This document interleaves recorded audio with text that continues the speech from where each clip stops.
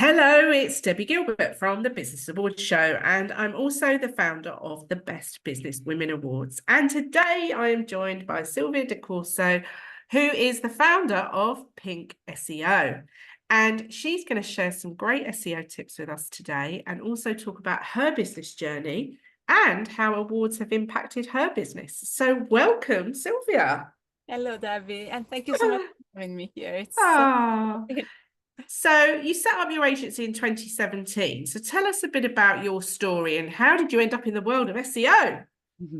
Well, as you can hear from my accent, I wasn't originally born here. I'm from Italy, and I was doing SEO even back there. This is my second business. We used to run the typical digital agency, doing all things digital, launching apps, websites, social media, email marketing.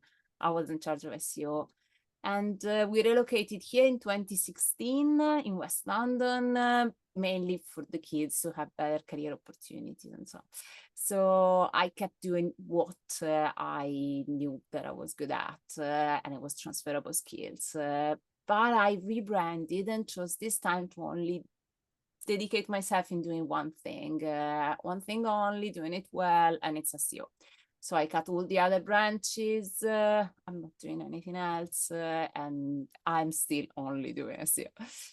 And yeah, the reason why I chose this, I think it's because among all of the various branches of digital marketing, SEO is the one that was most challenging at the beginning. Challenges stimulate me. So if something is easy, I get bored.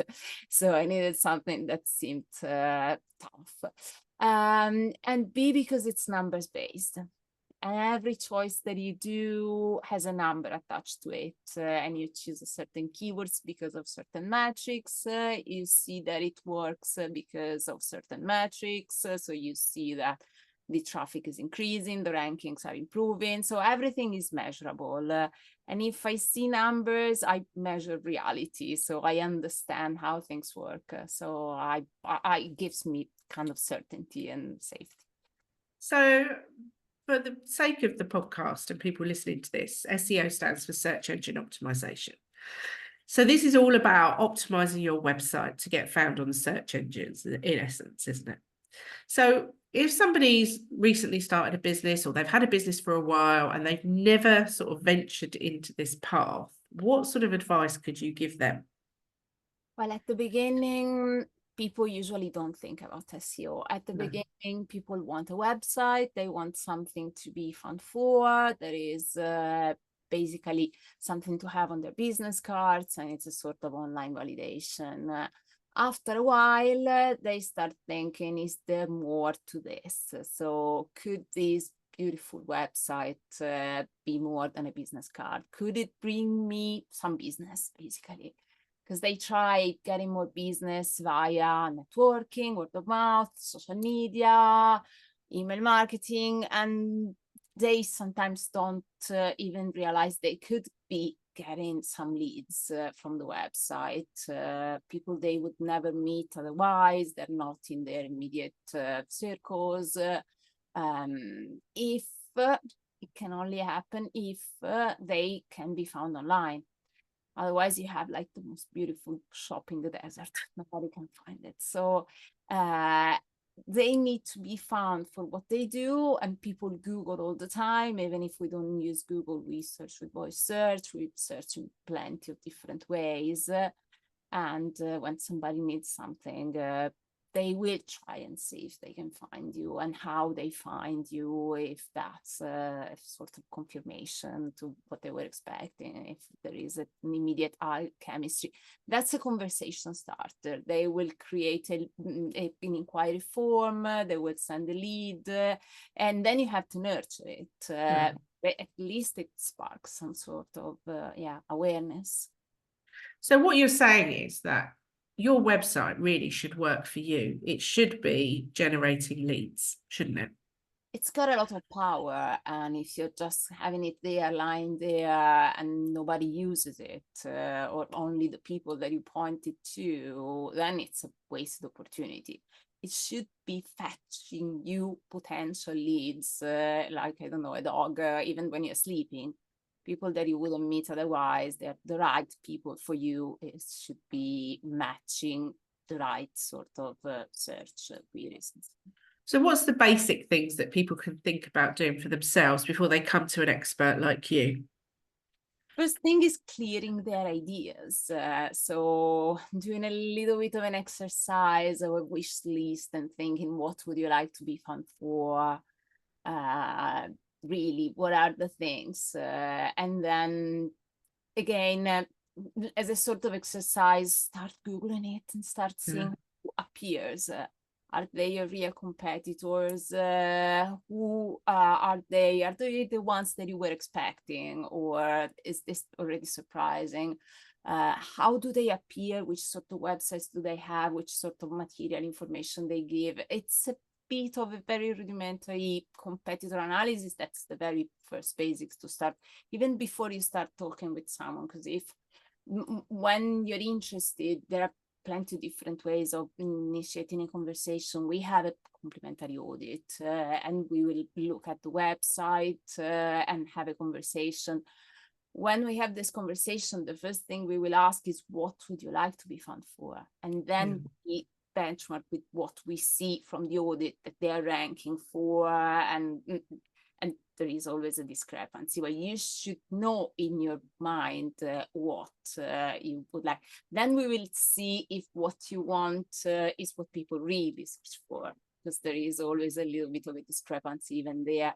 People have assumptions. They think that customers search in a certain way and they usually use different words. So with the right tools, with the professional tools, we can find out all of that. But at least business owner needs to know what they want to be found for, because even not everything is as equally important and profitable, and they might have a lot of things and not all of them are crucial. So at least what are the very, very important things that you want to be found for and why, and who is ranking. That is kind of pre-basics before talking with anyone. Oh, that's great advice. So how have you built PinkSEO? What have you been up to over the last few years to build the business into an award-winning agency? It started from me doing this as a sole trader and getting up there, getting to meet people. Because when I came here, I literally didn't know a single soul. And it was terrifying. And attending networking events. I still remember when you and me met. It looks like it was years ago, wasn't it? Yeah. And business started developing, and I got somebody to help me out because it was more than I could manage as a sole trader. Initially, there were freelancers like me. Then the type of work as SEO by nature is a sort of retainer work, because you can't just do something once. You need to do it consistently, give some sort of signals, have it as a plan, as a campaign. So the work was consistent enough that I felt like I was kind of disguising, I would have been kind of disguising employee work as freelancer. So, and I've come from Italy and I've seen every sort of employer's behavior, because there it's an employer's market. 10 million of candidates for every single job listing. So there's plenty of things happening. And when I was about to become an employer myself, I said, I want to do things right, the way that I would have wanted them to be. So I decided I will be employing them. And so now I've got a boutique team, 7 employees, or PAYE, and it's still only doing SEO. So it's the different elements of the SEO puzzle. So got web developers to fix all of the technical elements, copywriters to write new pieces, expand, optimize, because what you want to be found for needs to have a presence on your page. You can't want to be found for something and it's nowhere to be found. Sometimes I tell people you're kind of playing hide and seek with Google. If you want to be found for something, it needs to be there. Google is very, very high. It's got a very high level of precision, but it can't just guess stuff that isn't there. You Yeah. need to have on your pages clear and featured and well explained what you want to be found for. So copywriters needed to optimize, enhance, create new pieces. And then I got some people dedicated to SEO strategy. So finding out those best keywords, what is the lower hanging fruit, your competitors. SEO is, again, by nature, a very competitive game. You think of that top 10 positions, you get there if you knock somebody down, basically.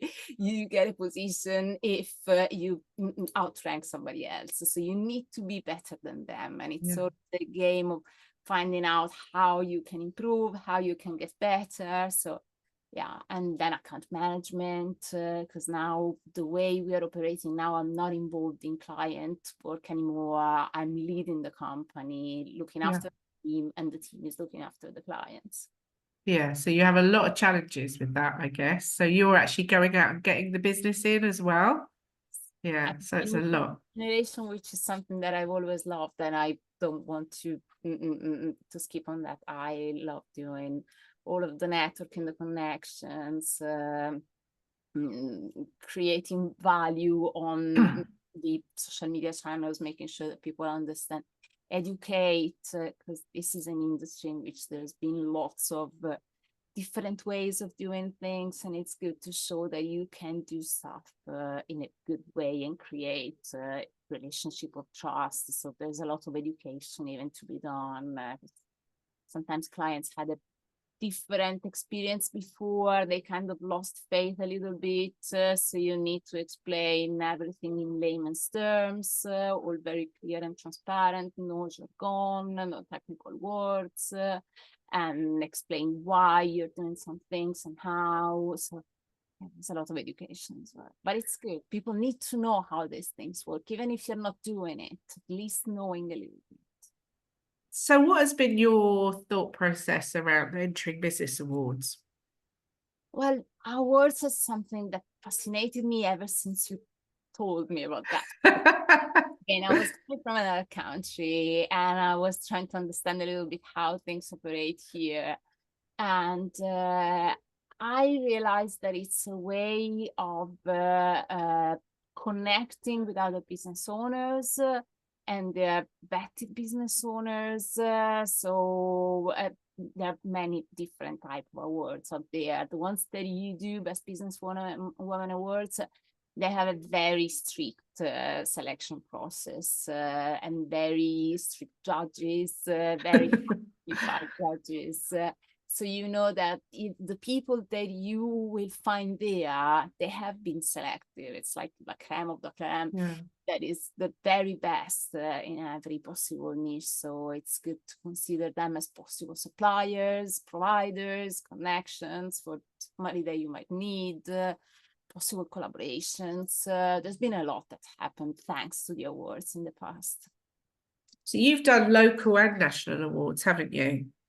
I've done local and national, yes. Yes. West London. I'm part of the Chamber of Commerce here in West London. So within the West London, I wanted to create that sort of brand awareness and reputation.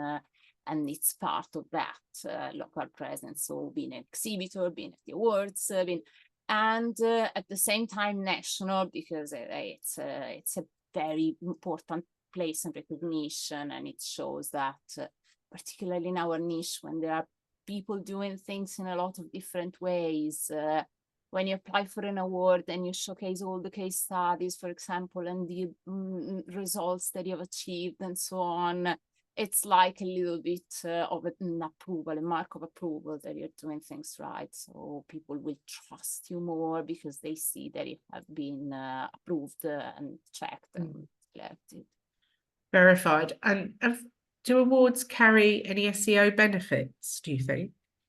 They can do in many different ways. Because, for example, when you're being shortlisted as a finalist, or when you're becoming a winner, you will be listed in the awards provider's website, usually with a link pointing to your site, and that is called a backlink. Backlinks are like a recommendation if you want that comes to your website. And when Google tries to understand what to rank a website for, it's like when we want to find somebody to work for us, I don't know, an accountant, we will start asking around, and the recommendations, when they point to the same person, they start sticking to our memory. And the same happens with Google. So many websites to rank, say they're all equally optimized. All things being equal, the ones that have the best type of recommendations and the most, they will have a better consideration. So backlinks are third-party websites pointing with a link to yours, and that has Google. This must be good. And so, yeah.